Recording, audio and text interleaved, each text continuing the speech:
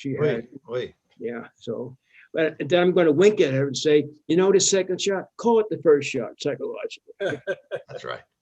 So we are well above 20 degrees, I think, aren't we? Something like that. It's a heat wave. Talking about heat wave, a tropical heat wave. Got to break out in a little Broadway. Come on now. Yes. I'll tell you though, having the second shot, it's even though you're still going to be restricted into wearing masks and stuff, it's pretty liberating to know that you've had both shots. And you have a 95% chance of immunity.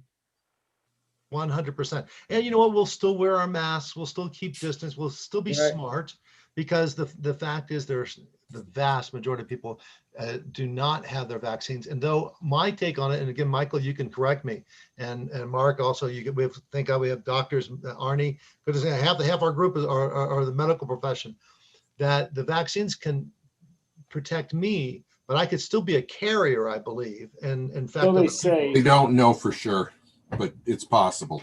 But if you look at all the predictions about that kind of stuff since it started, it's different the first day than the second day when they tell you about it. Nobody really knows. Nobody's gone through this before. Yeah. The bigger problem is that since it was it's still in phase 3.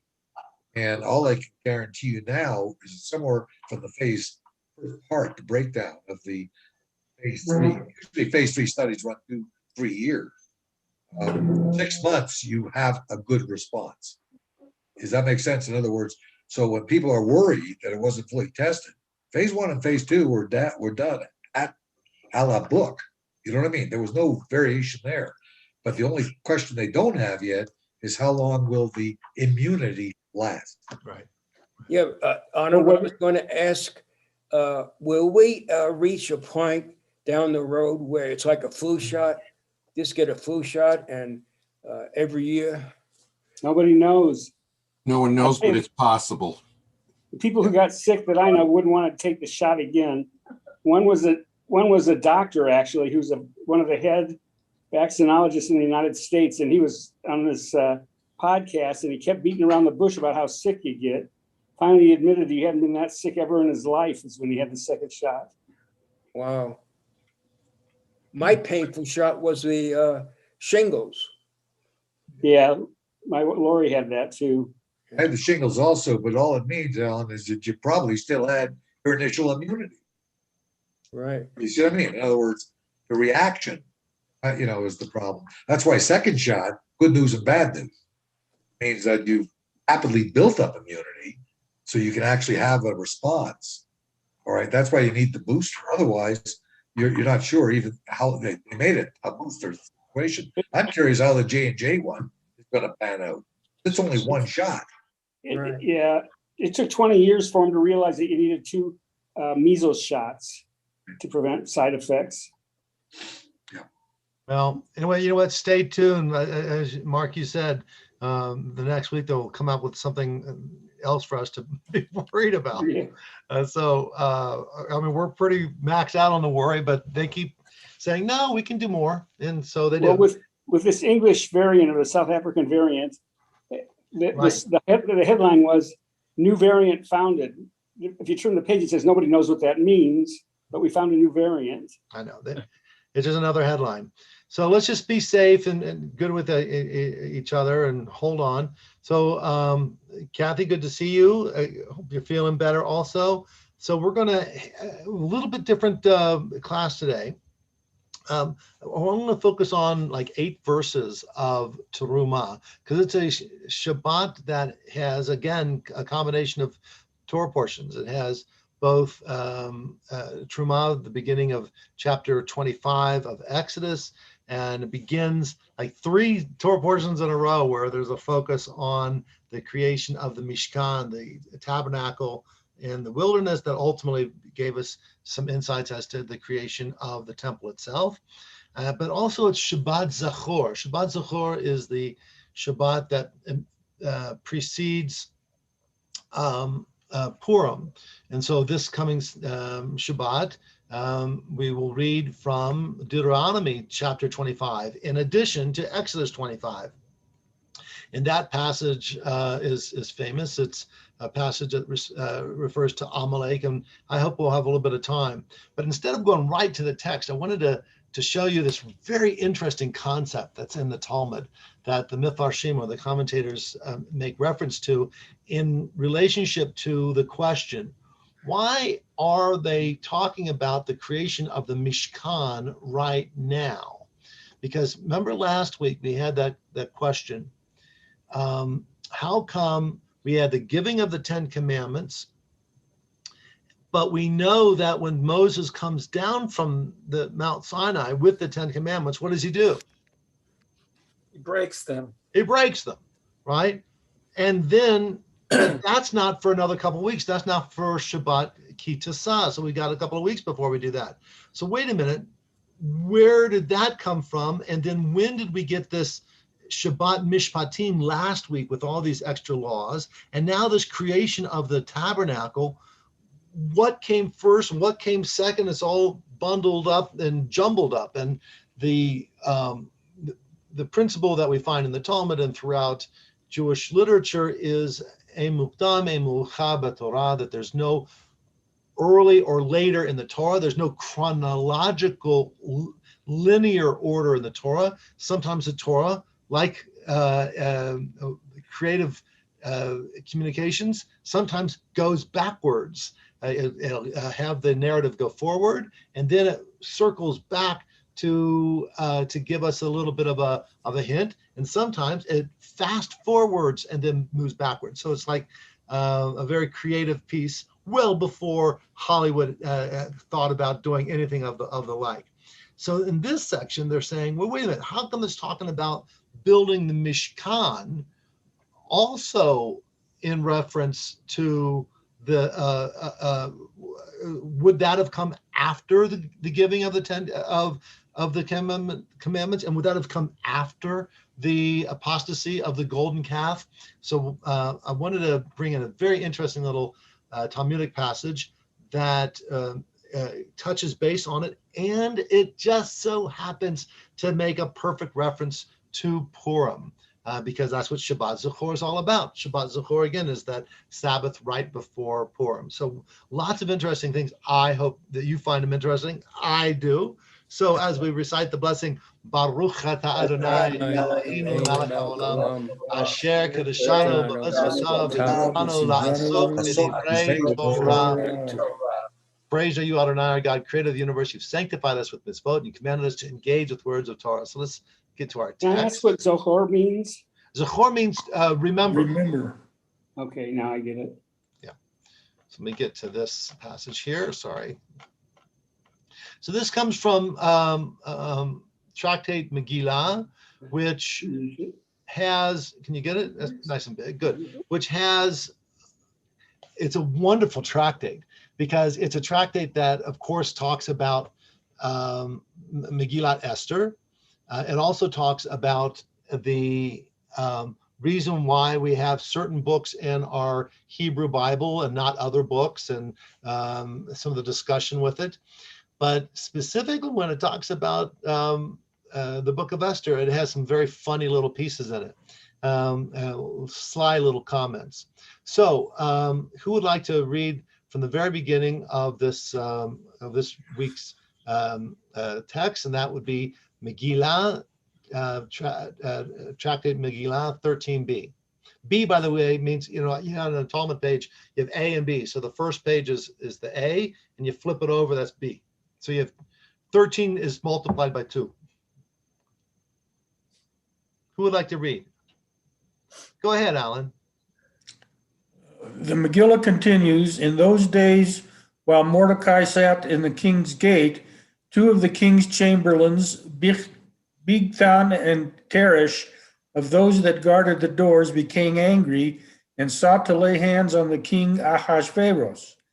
Rabbi Chia ben Barabba said that Rabbi Yochanan said, the Holy One, blessed be he, caused a master to become angry with his servants in order to fulfill the will of a righteous man. And who is this? It is Joseph, as it is stated in the chief's butler account, how Pharaoh had become angry with him and with the chief baker and sent them to jail. And there was with us there a young man, a Hebrew. Now pause for a second. What it's getting at is that, wait a minute, why would the text of Esther all of a sudden pause and start talking about that? Here they call them chambermen, but they were eunuchs, as it says in the text itself. Why would it talk about this little story? It's sort of an interruption in the flow of the narrative. And it sets us up for this principle that we find in not only the Talmud, but throughout the rest of Jewish literature, that God does not allow there to be, and this is certainly apropos for what we were talking about earlier, God does not allow there to be a disease or a plague or a blow against us without creating the cure first, right? So the cure for all of us in Egypt was ultimately Joseph, but all of this was precipitated by Pharaoh getting angry at his cupbearer and his baker first, putting them into jail along with Joseph, who only later on would say to Pharaoh, hey, I know this Hebrew kid who knows how to tell dreams, right? So that's going to come around a little bit as they talk about Esther and Mordecai and these two eunuchs. Okay, go ahead. Similarly, the Holy One, blessed be he, also caused servants to become angry with their master in order to perform a miracle for another righteous man. And who is he? It is Mordecai, as with regard to the plot to kill the king, it is written, and the matter became known to Mordecai. The Gemara explains how the matter became known to him. Rabbi Yochanan said, Pichan and Teresh were two Tarsians, and they would talk with one another in the Tarsian language. They said from the day that Esther arrived, we have not slept, as Achashverosh had been with Esther all night, and he had been busying up with his demands. right?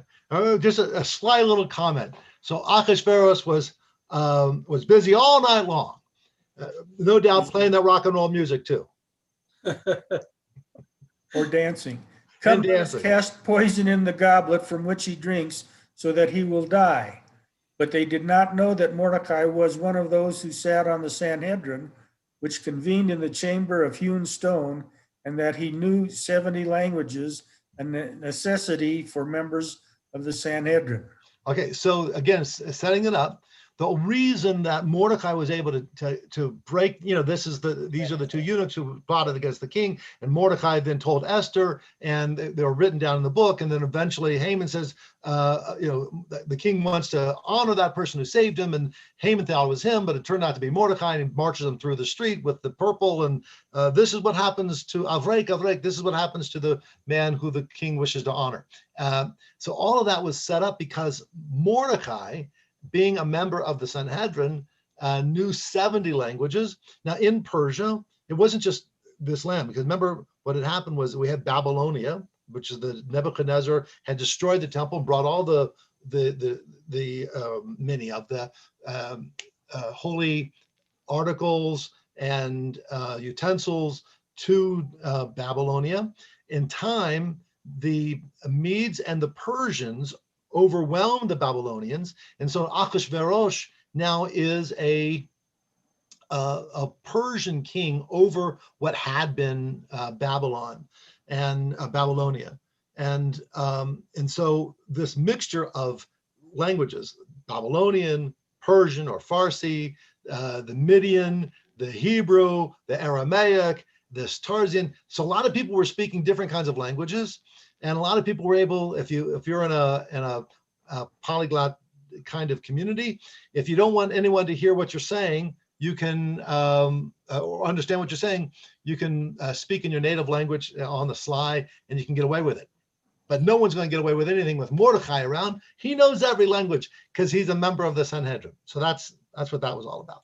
So here we go. Go ahead, Alan. Where are we? While planning their plot. While planning their plot, one of them said to the other, but my post and your post are not identical. How then can one of us leave our positions to succeed in our plot to poison the king? The other one said to him, I will guard both my post and your post. And this is as it written with regard to the king, verifying Mordecai's revelation of the plan to kill the king. And when inquiry was made of the matter, it was found to be so. It was discovered that they were not both found at their posts. The verse describes when the rest of the events of the Megillah occurred. After these events, did King Ahasuerus promote Haman? The Gemara asks, after what particular events? Rava said, only after the Holy One, blessed be he, created a remedy for the blow and set in place the chain of events that would lead to miraculous salvation, was Haman appointed, setting the stage for the decree against the Jews to be issued. Rava explains, as Reish Lachish said, the Holy One, blessed be he, does not strike at the Jewish people unless he has already created a remedy for them beforehand, as it is stated, when I would have healed Israel, then the iniquity of Ephraim was encumbered. Right. Baruch hu makeh et Yisrael ela im ken borei lechem refuah techila. That there's a remedy, a medicine beforehand, before there's a plague or a disease. Now that's going to be a little bit of a foreshadowing to this whole idea of why are we having this conversation of the tabernacle. Now let's go back for last couple of weeks in our Torah. We've had Moses and Parashat Yitro. He's up on Mount Sinai, and with him at the beginning were 70 elders, and they saw something, right? They saw something miraculous. And last week too, with this revelation, what the heck were they seeing? What was this experience that all the children of Israel were having? And so they have this desire for some connection, but afterwards Moses is alone on Mount Sinai. So again, the story starts with his revelation, but really some of that happened only after the initial revelation with the 70 elders, etc. So the story does get a little balagan there for a bit. And so our ancestors read this and they said, wait a minute, at what point did they realize they needed a Mishkan? Because what is the Mishkan? Mishkan is this tabernacle, this place where we thought we could connect with God. But isn't God everywhere? Isn't the whole world of God? So why do I need a thing? Why do I need a place? So that's what the beginning of this week's Torah portion starts off with. So I know Alan went. We were going to read, and then the other Alan came in. So this is Alan number 2. You read this one. I want to say I defer to Alan Sr. and he has a better speaking voice than I do. Oh, this is a short one. Just read it. Go on. Okay. Is it 25? Yeah. Yeah. Adonai spoke to Moses saying, tell the Israelite people in trying bring me gifts. You shall accept gifts from me from every person whose heart so moves him.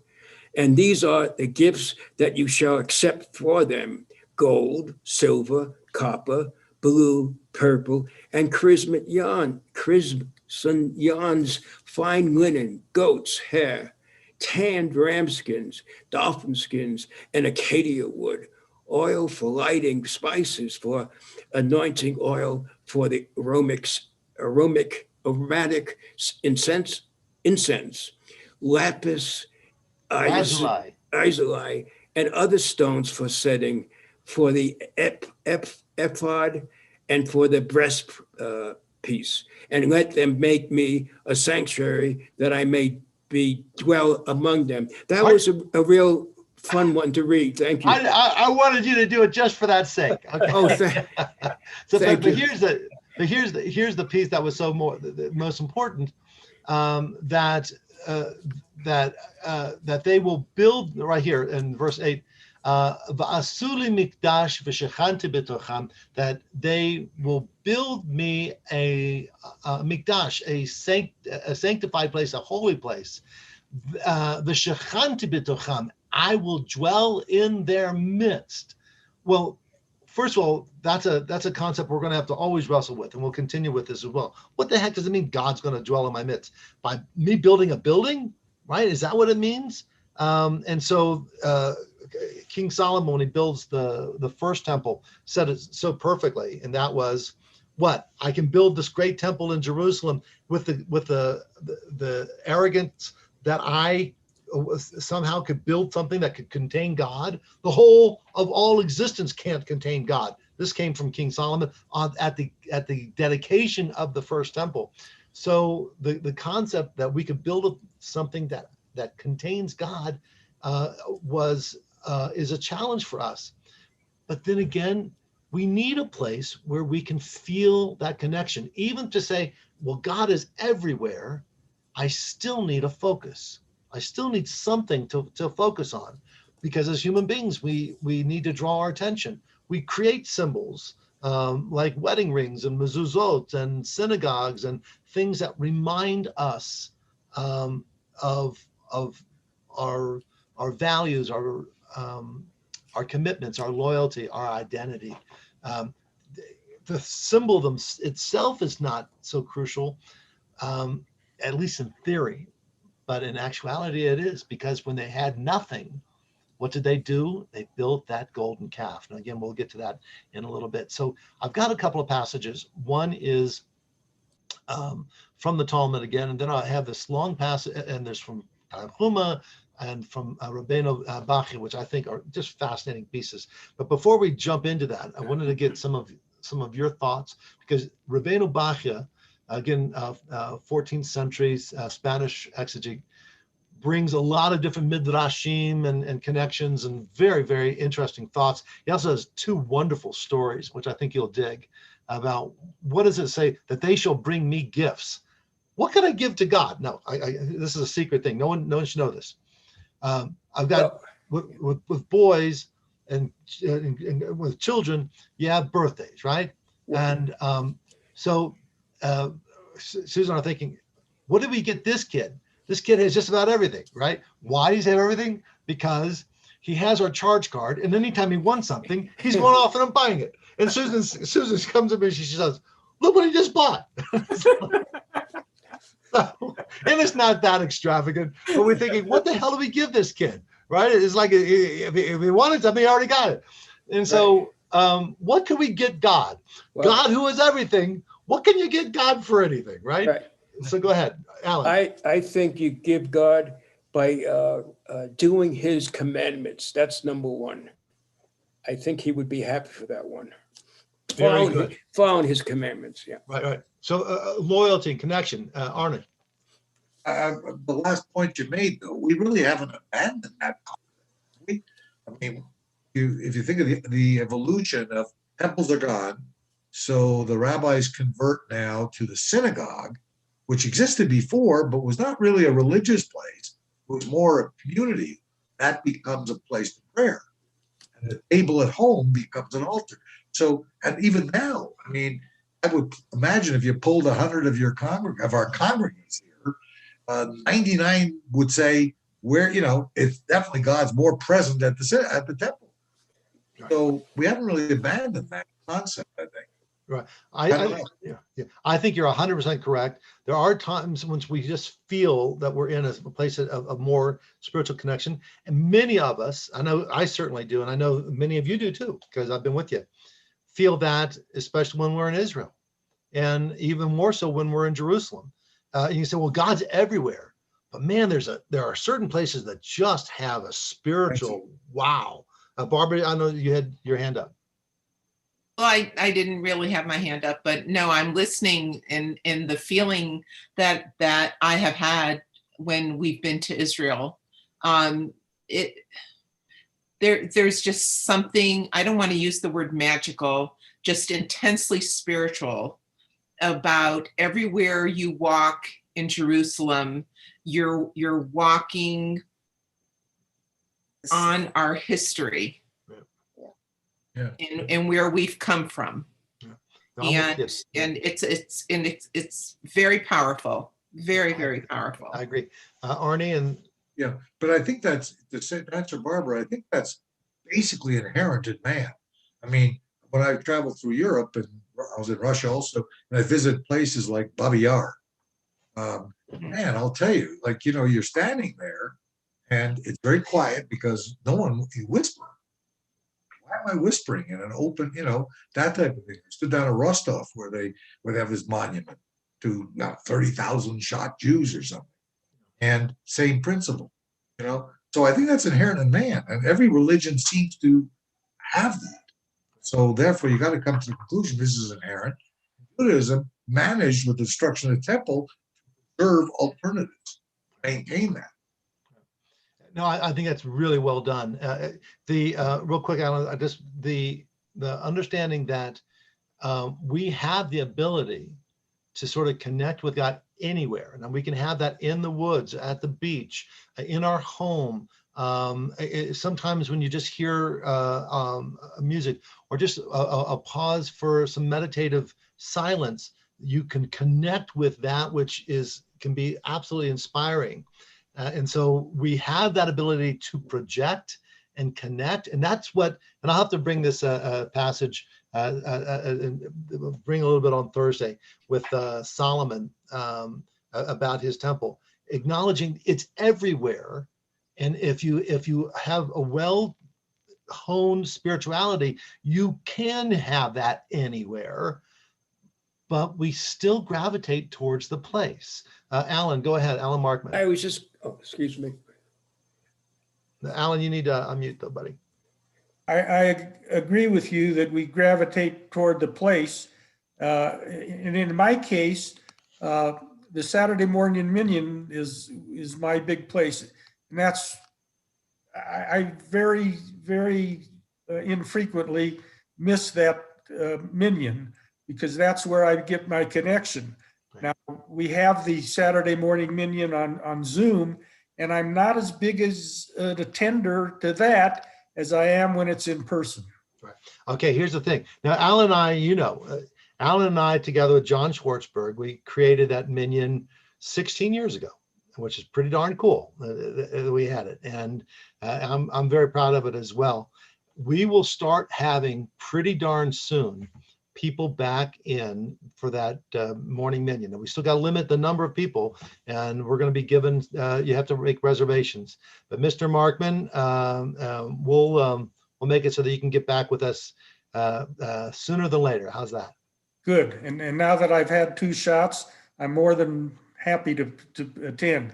Right. That first go around, I wasn't so, where we could come by reservation, I wasn't so anxious to attend because of the COVID. Exactly. And you did. I think you made the I'm right ready move. to go. Yeah. The other Alan, Alan with 1 L. Right. I just wanted to say, of course, our mountains are spiritual for us. Absolutely. And Kansas City don't have our mountains. No, they don't. No, they don't.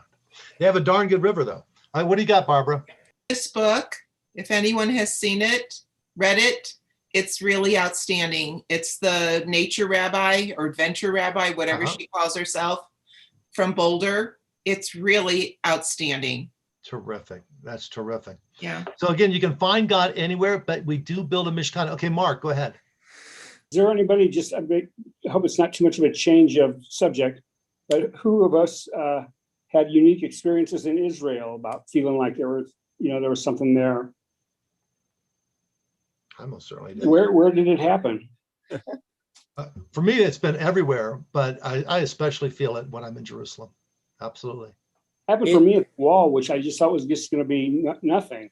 Yeah. Just a bunch of rocks.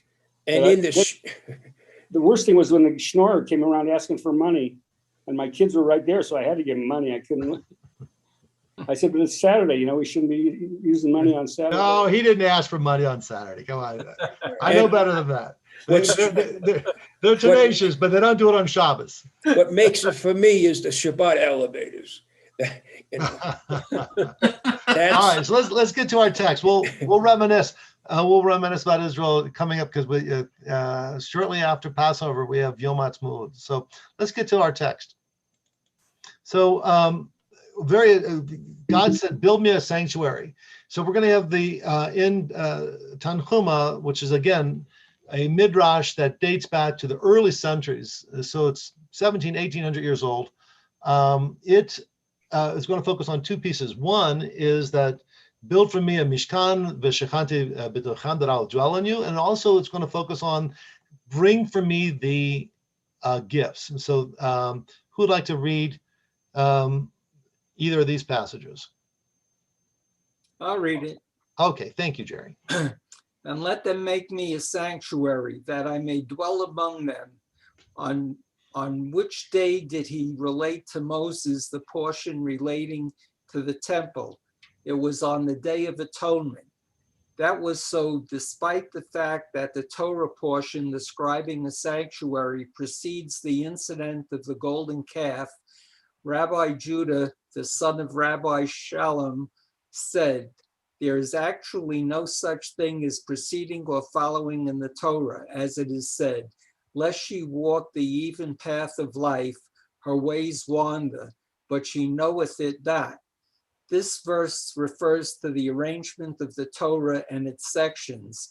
Hence, it was on the Day of Atonement that God told Moses, make me a sanctuary. Now, it's going to give us into the fine point, but that again is just one more iteration of that principle, that there's no chronology. So now he's going to say, what do you mean that God said that we should build the tabernacle on Yom Kippur?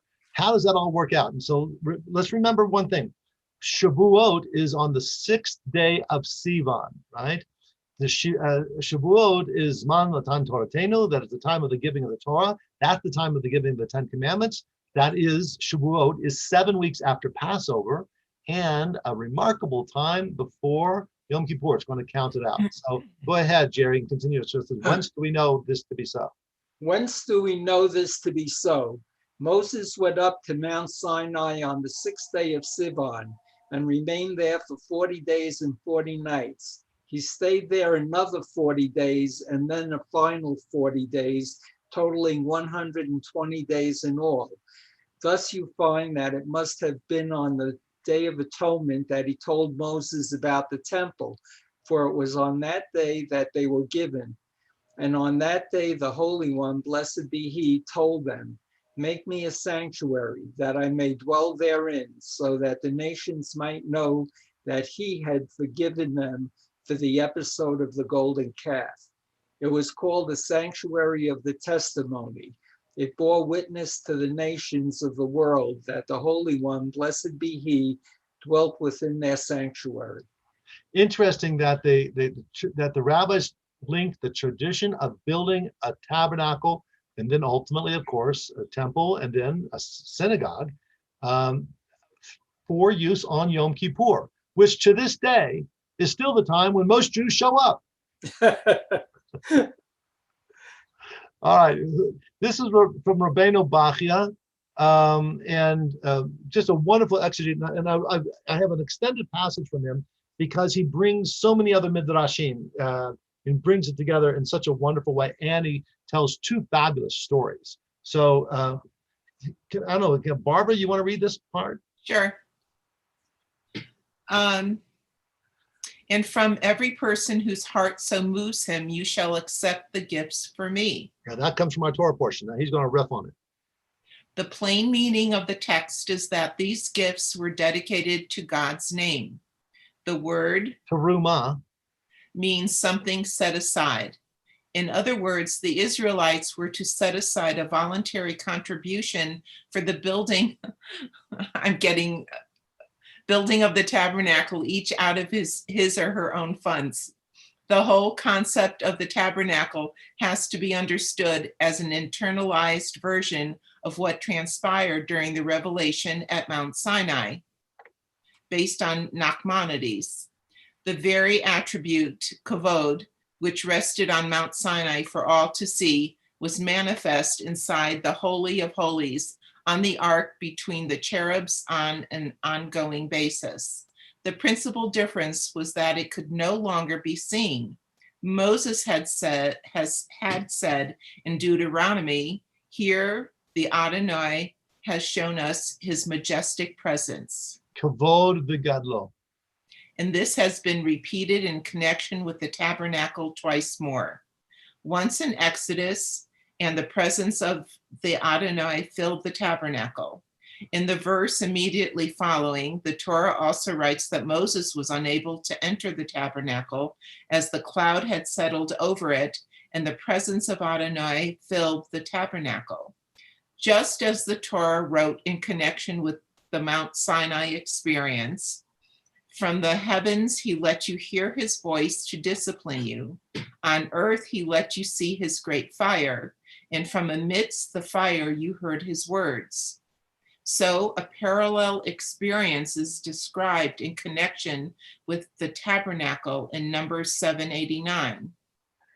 He, Moses, would hear the voice addressing him from above the cover that was on top of the Ark of the Covenant between the two cherubs. Thus God spoke to him. If at Mount Sinai the nobles were described as they saw the God of Israel, we find something similar in connection with the tabernacle, in that the God of Israel sat on the cherubs. This is also what the prophet Ezekiel reported as seeing in his vision. I'm not even, are you And the glory of God. Okay. And the glory of the God of Israel was above them. This was the Chaya which I saw beneath the God of Israel at the river Kebar. Take, accept the contribution for me. After the Torah had first mentioned whose heart would be moved by generosity of spirit, the Torah informs us that such a spirit results in the gift being described by God as my gift, as if it were God's own contribution. God feels close to people who are of generous heart, whereas he hates people who are stingy by nature. Furthermore, the word Terumati is meant to teach that once the donation has been made or promised, it belongs to God. And if the donor does not pay it, he is liable to punishment as he has stolen from God. Once the gift has left the domain of the donor, he is no longer responsible for what happens to it. Now, I don't know if this for sure, but it sounds like Rabbeinu Bachia was also on his temple's synagogue board. I was just going to say that. But the idea was, let's pause for just a second. So we have two things that he's trying to struggle with. One is that how do we actually have God in our midst? And so he's looking at it in a mystical way, in this symbolic way, that no, the elders, the Zichanim, the nobles, did not see God standing on this sapphire pavement, but they perceived some essence. So too did Moses, then later on the Kohanim. They, even though it's described as God sat between the cherubs on the cover of the ark and spoke, this is just our way of understanding that there was some kind of revelatory experience. Then he pivots to the idea of, well, how the terumati, take from them my gifts, right? And he says it's not gifts from them for me, which is how we would translate it, but it's literally terumati. They're my gifts. So since all is owned of God, what is it that we give of God? And so that's one concept, one part of that concept. The second is, once I've pledged something to someone, that cannot, or especially if I've pledged it to God, I can't take that back. It is holy now. In fact, if I've pledged something to God, no one else is eligible to use it. Those things which were pledged for use in the temple food that would have been consumed by the Kohanim. If someone who is not a Kohen or who is not fit to eat of it, they would have committed an avera. Certain things were set aside for a holy purpose, and you cannot just use it for, and sometimes it's translated as a profane, but better as a commonplace usage. It's set aside for something holy. And now, if I just to give real quick, for those of you who grew up with parents who had good dishes and normal dishes, who had parents who had good dishes and normal dishes, right? So if you were just bringing a friend home and you used the good dishes and then put a salami sandwich on it, what happened? Right. They would go ballistic, absolute ballistic, right? Because the good dishes were for the good people, and that's not you. You're just a kid. All right, Barbara, go ahead. Are cherubs considered like angels? Yeah, they're described, and we'll get it in the book of Exodus as well as Leviticus. They were two angelic figures that were on top of the cover. And again, the rabbis later on say, what the hell is that all about? Isn't that somewhat idolatrous?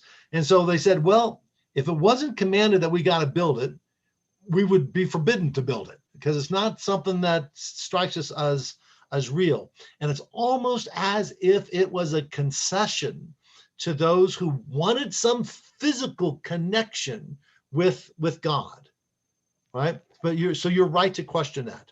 Rabbi Zucker, do you want to weigh in on that? Sure. And you get actually, you have different classes or different unions in terms of all cherubs are angels, but not all angels are cherubs.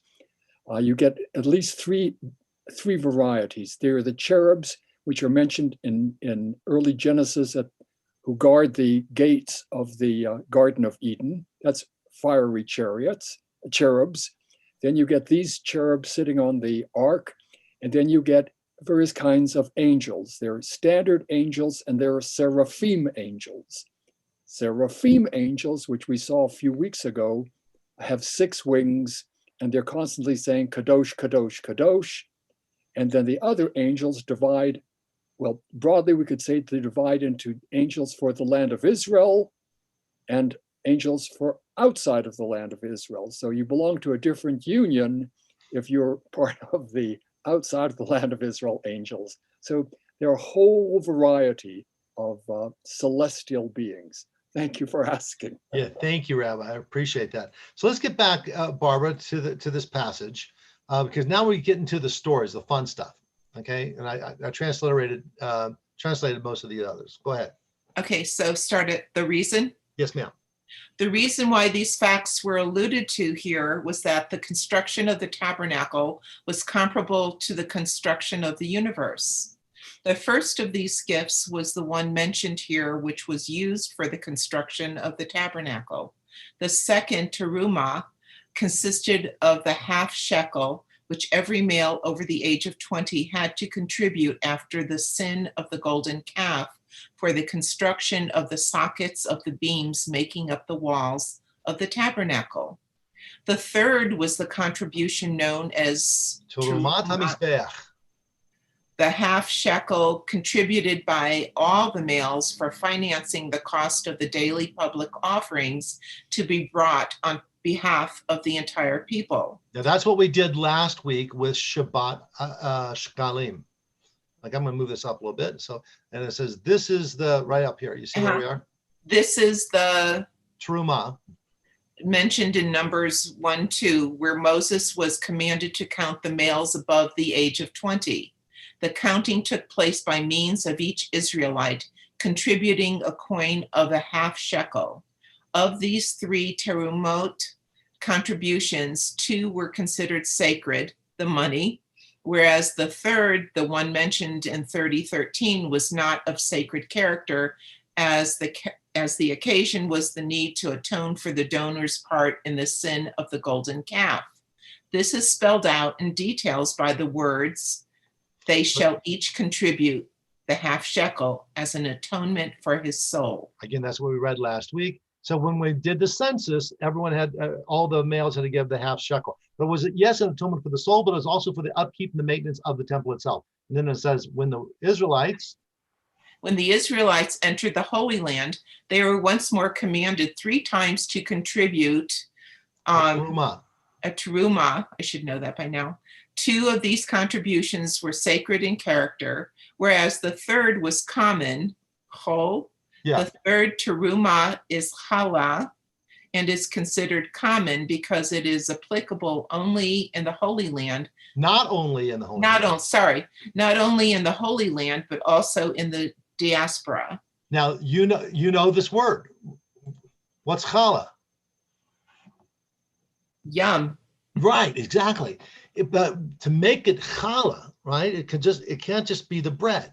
Anyone can add twisty bread. To make it challah, you take a piece off and set it aside. And that setting aside makes it challah, i.e., I have elevated it. I have made it as a gift. I've taken away from that which is mine and given it away. And so and it'll have a wonderful explanation as to, again, of the 3 terumot, 2 of them were exclusive to the temple. The other is chol, common. And we know that word from lahavdil ben kodesh lechol. We make a difference between that which is holy, the Shabbat, and the chol, the common. Again, sometimes it's translated profane, but in English, profane means something that's not nice. And that's not how we mean it. Chol simply means commonplace. So here is this wonderful explanation as to why challah is still ongoing, even though it was one of the terumot that was given in the temple. So go ahead, Barbara, you did so far. This is wonderful. The reason that the commandment of challah, which is a terumah for the priest, is the exception in that it also has to be set aside in the diaspora, is to ensure that the knowledge of this commandment will not be forgotten during the long years of exile the Jewish people experienced. In order to make it clear to us that the tabernacle's construction symbolizes that of the creation of the universe, the Torah mentioned all the 3 terumah, which contributed to the founding of earth as per the verse in Proverbs. At the beginning of the portion, before we hear the details of the materials and quantities and measurements required. Very good. Let's stop for there for a second. We're about to have these 2 wonderful stories, again, about the gifts and the relationship of Torah to these gifts, etc. But Alan, I know you had your hand up. It's interesting to me that the half shekel money was sacred, but yet the lamb was not sacred. But the what was not? Didn't he talk about the lamb after the shekel? And it was less sacred. Maybe I got the No, lamb is always sacred, especially when it comes with that mint jelly. Okay, thank you. All right. So here's now. I need another reader because this is going to get to these 2 wonderful stories. Thank you, Barbara. That was a long, difficult section. You did great. So who'd like to share now? I can read. All right, go ahead, Lori, and then I'll get Natalie in a little bit. Oh, okay. Let's see. Where are we? A midrashic approach. Okay. A midrashic approach. What do the words V'yichuli terumah, and they will take a gift for me mean? After I, God, already have given them my gift, that is the Torah, in which it is written, we sing this one. Ki lekachtov natati lechem torati al ta'azovu. For I have given you good instructions, my Torah, do not forsake it. Therefore, I ask you to bring me a gift. So God's given us the Torah. So what are we bringing back to God? So this is a wonderful story. Tanhuma Terumah describes the following parable. There were 2 merchants. One had pepper, the other had silk. They exchanged their respective merchandise. The former one taking the silk, the latter took the pepper. As a result of these transactions, each of the merchants now lacked what he had previously possessed. Not so with Torah. If someone studies Tractate Moed, this will become his property. If another studies Tractate Zeraim, this will become his property. He who has mastered Tractate Moed can now teach the one who had not learned it as yet without giving up what he already possesses. This is the meaning of, for I have given you good instruction. You will retain it. Go ahead. It happened once that a certain person found himself on a boat together with many merchants, each of whom carried his wares with him. Seeing that the scholar did not have a bundle, they asked him, "Where is your merchandise?" He answered them, "My merchandise is superior to yours." The other merchants searched the whole boat without being able to locate that scholar's merchandise. They began to ridicule this merchant or scholar who did not have a bundle. In the meantime, the boat was attacked by pirates who stole all the other merchants' wares. When the boat docked and everyone went ashore, the other merchants found themselves in a strange country without money or food, so forth. The scholar, however, went to the nearest Torah academy where the local Jewish population received him with great honor. When the merchants became aware of this, they went to the scholar asking his forgiveness for their crude behavior towards him. They then asked him to do them a favor and to intercede on their behalf with the local population so that they would receive food and lodging. They appealed to him to tell the local people that they had been robbed and were not penniless beggars. Thereupon the scholar turned to them saying, "Did I not tell you that my merchandise was superior to yours? Yours has been lost, whereas my merchandise endures. Not only this, anyone who deals in tangible merchandise can do so only at certain hours on certain days. Customers do not always come to buy. My merchandise is available at any time, and I can deliver it both by day and by night." The Torah is. Torah is a standby. I know, but I can't find it. At the very, very end. Torah is a standby not only in this life, but also in the hereafter. All this is included in the verse. Okay. Good.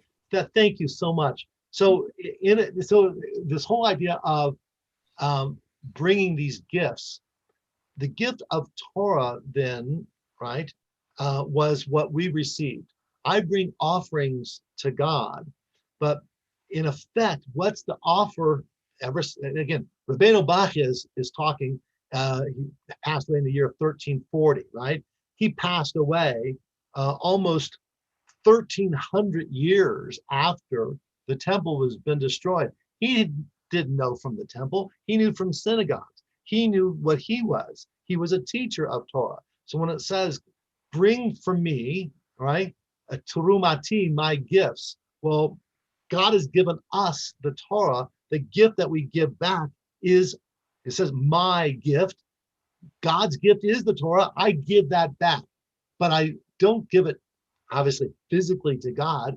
I give it in the way that was most intended. Because what was happening with this revelation at Sinai, what was happening with this whole experience in the wilderness, is that to elevate our perspective, elevate our consciousness, so that we can see that the world can be holy. And we can only do that through teaching and helping build a world. Yes, the merchants were important. Yes, what their merchandise is very important, because those are the, as it said in the Talmud, en kemach en Torah. That if I don't have the substance, if I don't have the wherewithal, financial and physical, I can't have a community. I can't teach Torah unless I have what the merchants bring. And yet, even beyond that, what the money and the material is there for is to bring the Torah. The Torah is not there to bring the the material, rather the Torah is the ultimate goal. That's the ultimate gift, which is the whole point of this scholar who said, look, what you offer is bought and sold and can be lost and can be lost and stolen. But anytime you teach something, and you guys have all been teachers, I know it. Anytime you teach something, instead of it in any way diminishing from you, what happens when you teach something to someone else? You need to find out whether they fully understand. Yeah, but when you, because you're a teacher, Barbara, when you prepare for your class and you teach your class, and each of you guys have been in this position, what happens to you? You learn more from your student. Pardon? You learn more from your student than you teach him. Right, you're enriched. You did your research. I mean, that happens to me every. I love this. I mean, that's one of my favorite things about teaching is I'm learning and I'm being pushed and I'm trying to find something else. And so it's that spectacular gift that in you give it, you're not diminished. Usually you'd think I give something and then something's taken away from me. No, I give learning, I'm increased, right? The same way, by the way, is love, God willing. Yeah, that you know, but no, but right. Right. Although there are people who feel sometimes they're in a relationship that is sort of one-sided, and that's a drag on them. And so you want to be in that Valentine's where you're both sharing it. I thought that was really cool that how they related this whole idea of our relationship to God is God doesn't need our stuff. God doesn't need our offering. But through teaching, we connect. And by teaching, we elevate the people. And that's God's gift that we're giving and in turn being reciprocated. So where's Natalie? I promised you a little passage. We've got a couple of minutes. I got to get you in. This is the most important section.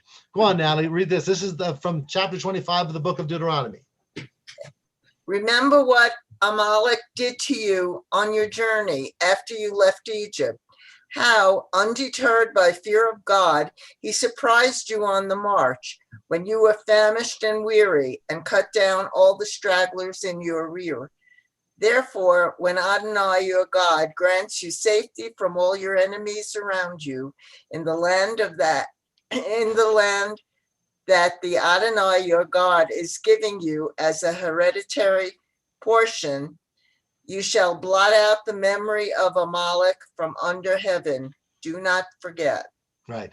Zachor v'lo tishkach. Remember and do not forget. Now here's your little piece from the Talmud. Go ahead.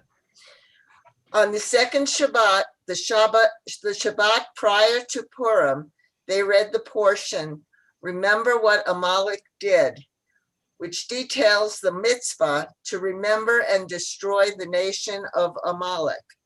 On the third Shabbat, they read the portion of the red heifer. Parah. So we have Shabbat Parah coming up after this, and then? Which details the purification process for one who became ritually impure through the contact with a corpse. On the fourth Shabbat, they read the portion, this month, HaChodesh.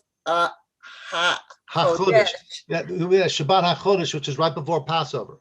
Shall be for you, which describes the offering of the Paschal Lamb. On the fifth Shabbat, they resume the regular weekly order of readings and no special portion is read.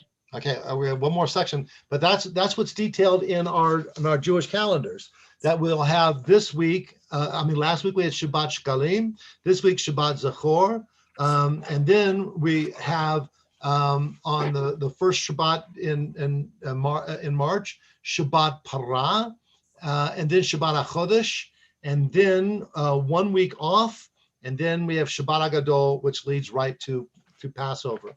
Now there's one last little section about this, and so Natalie, you get a fun section too. So here's this last little bit. The Mishnah states, on the second Shabbat of Adar, the Shabbat prior to Purim, they read the portion of remember, Zachor, what Amalek did. The portion of Zachor is associated with Purim because, according to tradition, Haman was a descendant of Amalek. And so the victory over him and his supporters was a victory against Amalek. With regard to this, an Amoraic dispute was stated. Yeah, then I stopped there because there's enough. Okay, so that's why we have Shabbat Zachor connected, right, relating Amalek to Haman, and it's expressed in the book of Esther itself. So I wanted to bring both passages. One is this V'shechanti b'tocham, that I will dwell in your midst, that we should also v'chul lechem trumati, that should bring to me those gifts. We studied a little bit about why we still do challah, even though we can't do the other tzurumot. And we learned how in the Talmud it details these special Shabbatot in which we have these unique and wonderful readings. So if you tune in on Shabbat morning, I'll have my Susan and my Sammy and I will be reading not only from Terumah, but also from Shabbat Zachor. And there's a special Haftarah portion as well as we all get geared up. So what happens then next Thursday?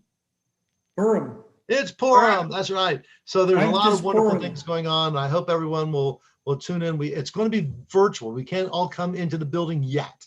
Okay, the board's to that point, but so Rabbi Jordy and me and Dan and Susan and all of us, we're going to do a real Megillah reading. The Megillah, a good portion is going to be chanted also. We'll do the Ma'ariv with the special inserts for Purim. And then Thursday night, there's this, right after our service is at 6 o'clock on that Thursday. And then at 7 o'clock, there's this comedian. And he's supposed to be funny, which comedians are supposed to be. Right. So he's done it. You can't always count on it, but I heard that this comedian is funny. And guess how much it costs? Bupkis. It's nothing. It's free. Not even a half shekel. So tune in and let your friends know it's free too. Although if they want to make a donation, we wouldn't turn it away. Anyway, so tune in next Thursday. We also look forward to seeing you guys on Friday night. Susan and I may come up with a song of remembrance, and we'll figure it out. I have a quick question. Yes, ma'am. I'm stuck on this giving challah because during this year I've been making challah almost every Friday night. Are we supposed to do something with that piece of challah? No, that's a very good thing.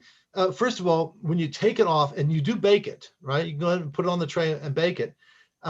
You shouldn't eat it because it's set aside. So it's not for you to eat. And also when you take it a little bit off and bake it, it gets really dry and overcooked burnt. So yeah, there's probably just something you'd want to eat. You just, you could set it out for some of nature's creatures to enjoy. We just threw ours away. I thought you were supposed to burn it. No, you just bake it, but as you bake it, it's all it gets presented. And it's just considered an offering. Yeah. Mm-hmm. Right. Okay. That's what makes it challah. Oh, and Yoni pointed out that we have Bible and beers tomorrow night, right? Not Thursday. tonight. I thought it was Thursday night. Oh, right, Thursday night. I forget what day it is. God Almighty. Right. It's Thursday night, and I'll send out a little thing about what we're studying. So it's always wonderful. I wish again it was a lot more fun when we could all get together at Darcy's and eat together and all the rest. But that's going to take a little bit of time. Natalie, you wanted to share? I just wanted.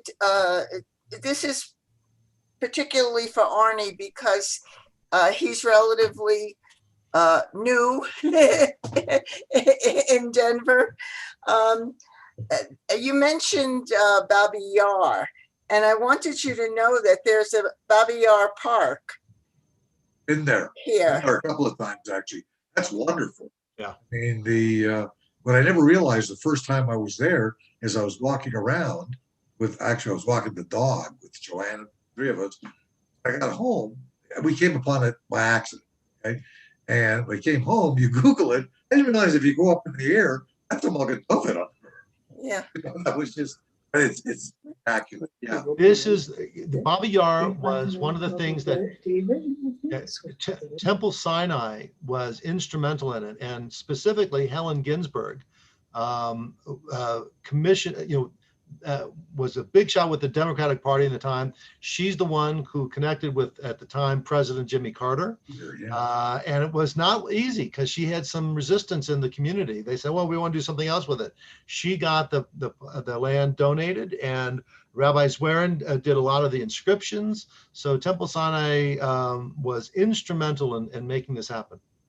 Unbelievable, actually. For those, I'm sure yours visited it, but that echo chamber in the center, like when you stand where the canister is just, I mean, the whole experience gets very quiet, gets very spiritual when you're there. Yeah, very good. Good. Thank you for pointing that out. We should all, when it gets warmer, that'd be a nice, we'll have a program out there. Listen, Yoni, anything for us else? Those are the big things. All right. Yeah, You're amazing. Yoni, thank you again. You're wonderful. Everybody, please just keep being safe and good. And I hope that I'll get to see you on Thursday for lunch and learn. Okay. Thank you. Thank you. Yeah. Bye, guys. Thank you, Rabbi.